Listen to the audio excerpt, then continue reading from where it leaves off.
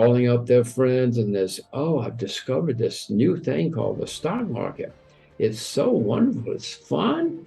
It's exciting. You can make money and it's easy. It's so easy. They're always talking about how easy. They always do, fortunately. And Washington is shooting itself in the foot. And everybody, even our friends, are looking for something to compete with the dollar. Do I like the bulls say that crypto money is going to be the new money and will replace government money? My response is people turn to gold and silver, whether we like it or not. You know, when Jesus Christ was betrayed, he was betrayed for 30 pieces of silver. Because since 2009, the world has printed a huge amount of money. Never in American history, and I'll use America since it's the largest economy, never in American history has the government printed so much money, and never have we had such a long period without an economic problem, a serious economic problem. So we're certainly overdue. Now, maybe it's going to go on 30 years. I don't know, but I doubt it. I see signs that we're starting to have problems. You know as well as I do that markets are going down. Bonds were certainly in a bubble, and that bubble is popping, as all bubbles do. So I suspect we're going to have more inflation because of money printing, higher interest rates, partly because of inflation.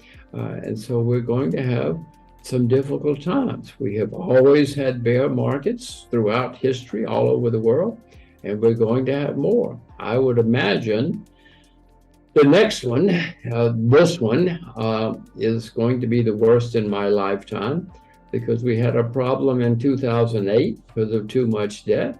Julia, since 2009, the debt all over the world has skyrocketed everywhere. I mean, even China now has huge amounts of debt, and they had no debt 20 years ago. But now everybody has gigantic debt, and we have to have a very serious problem because of all the debt. The United States is the largest debtor nation in the history of the world now, and the debt goes higher every day. Unfortunately, I don't like saying this. I'm an American like you are, and taxpayer and voter, but I can see what's happening, and I can also know enough history to know that this always ends in very bad way. In Washington, they talk about doing something about it. Nearly every politician in my lifetime has talked about the debt. Nobody's done anything about it except make it higher and higher. And whether we like it or not, this will have serious consequences. It will have serious consequences for the US dollar too.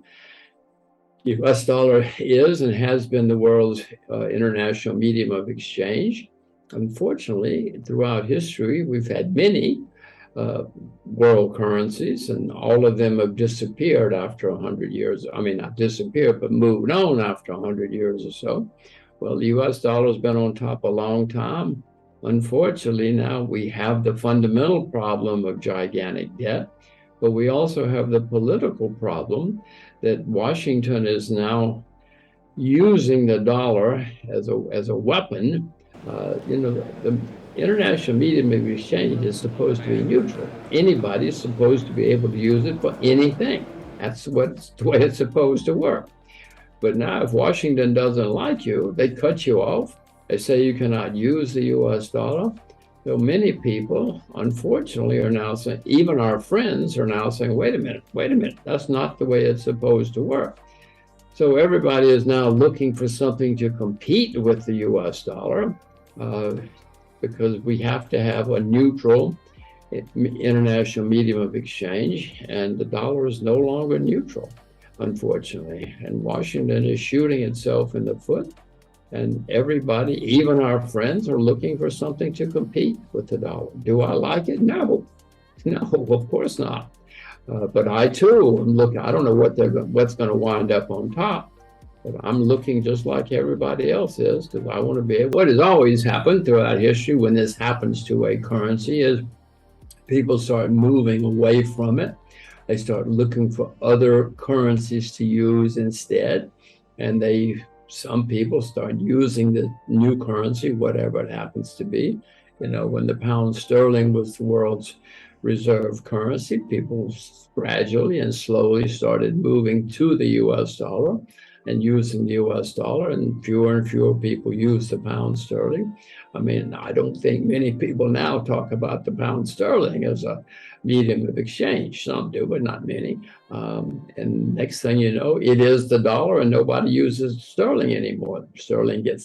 Pound sterling gets less and less valuable. Often countries have to impose exchange controls when things like this happen, and it gets to be ugly. I mean, and many people left the United Kingdom as things got worse and worse. And unfortunately, nobody wants to leave. I mean, few people want to leave the US now, but I'm afraid that if things do get worse and the value of the money goes down and the US imposes exchange controls, which nearly always has happened in history, more and more people will not want to go to the US, and some will even. Yeah, these are simple lessons. History show you. You got to cut your deficit spending, and you got to cut your debt with not an axe, with a chainsaw. I mean, you have to take drastic action because things are so bad now. I'll repeat, we are the largest debtor nation in the history of the world. No one has ever been as deep in debt, and history is very, very clear. When this happens, the currency goes into decline, and eventually the country goes into decline. I mean, it's been happening. There are a lot of people trading cryptocurrencies and having a lot of fun, some making money. There have been many cryptocurrencies which have already disappeared and gone to zero, as I'm sure you know, so it's not that much fun and games as people hope. I have not bought or sold any cryptocurrencies because my view, the bulls say that crypto money is going to be the new money and will replace government money. My response is, well, first of all governments, nearly all governments are working on crypto money. Eventually, all money is going to be on the computer. It already is in China. China, you can't take a taxi with money. You have to have your phone money, your computer money. You can't buy an ice cream. China is ahead of the rest of the world, but everybody is working on it, including the U.S. And, Julia, when the U.S. government says, okay, guys, this is now money. This money here is on the phone. But if you want to use that other money, you can.